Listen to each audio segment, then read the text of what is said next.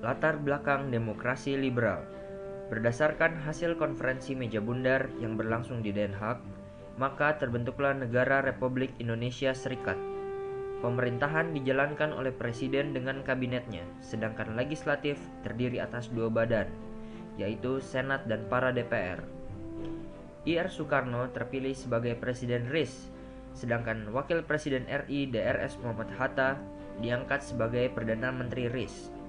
Namun, karena banyaknya terjadi gerakan-gerakan yang menuntut pembubaran negara bagian, maka negara RIS tidak bertahan lama. Setelah Presiden Soekarno menandatangani rancangan UUD 1950, maka Indonesia secara resmi mengubah sistem demokrasinya menjadi demokrasi liberal. Kabinet Natsir. Kabinet Natsir merupakan kabinet pertama yang menjalankan pemerintahan di Indonesia.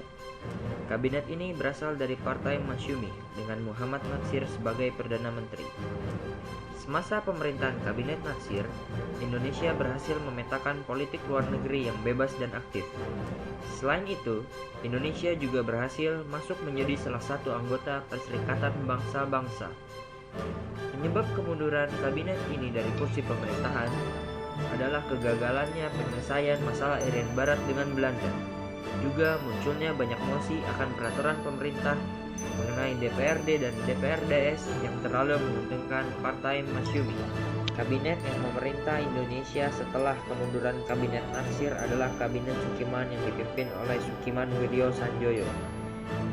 Tidak banyak program-program dari Kabinet Sukiman yang berjalan dengan lancar.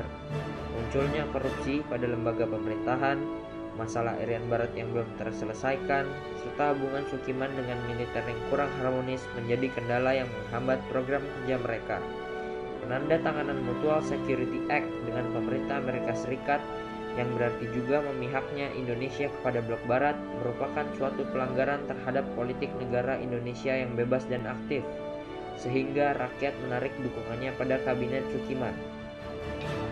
Jadi, ia terpaksa mundur dari jabatannya. Kabinet yang menggantikan Kabinet Sukiman selanjutnya adalah Kabinet Wilopo yang dipimpin oleh Mr. Wilopo. Salah satu program penting yang direncanakan Kabinet Wilopo adalah persiapan pelaksanaan pemilihan umum. Program luar negerinya juga ditekankan kepada perjuangan pengembalian Irian Barat kepada Indonesia.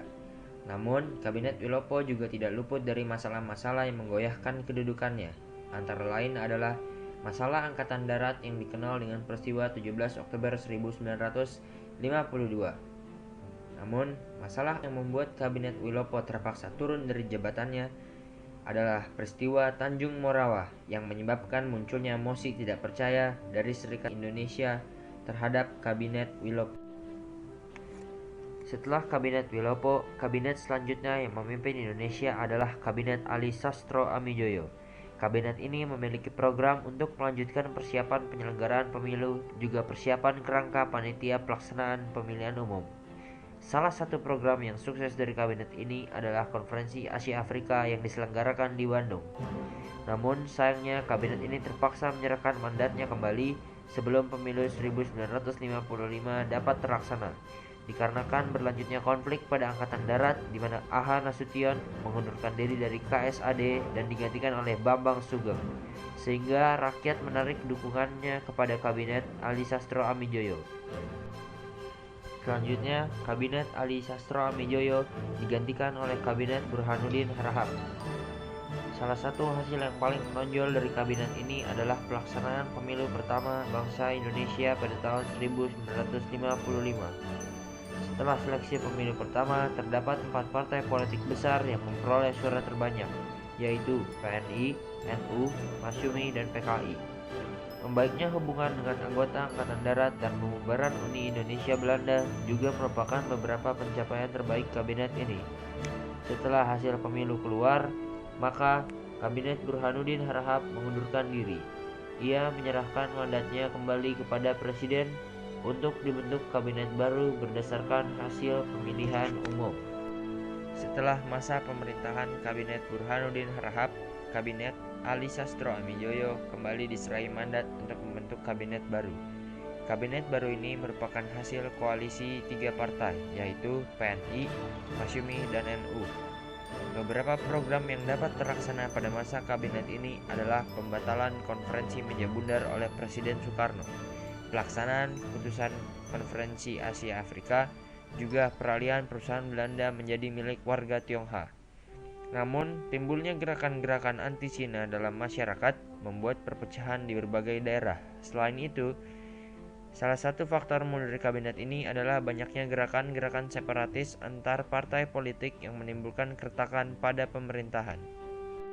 Kabinet terakhir yang memerintah di Indonesia adalah Kabinet Juanda atau Kabinet Karya.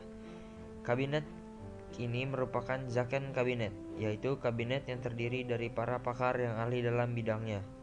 Kabinet ini dibentuk karena kegagalan konstituante dalam menyusun Undang-Undang Dasar pengganti UUD 1950. Beberapa pencapaian dari kabinet ini adalah pembentukan Dewan Nasional untuk menampung aspirasi rakyat, pemberantasan tindak jahat korupsi, juga ditetapkannya peraturan lautan yang tertuang dalam Deklarasi Juanda tanggal 13 Desember 1957. Hal ini merupakan bukti keberhasilan diplomasi Indonesia dalam memperjuangkan wilayah teritorial laut Indonesia. Karena gagal menyelesaikan aksi-aksi pemberontakan separatis di daerah-daerah, juga karena kondisi ekonomi negara yang semakin terpuruk, maka krisis demokrasi liberal sudah mencapai pada puncaknya. Sehingga Presiden Soekarno mengeluarkan dekret presiden pada 5 Juli 1959 dan mengubah demokrasi Indonesia menjadi demokrasi terpimpin.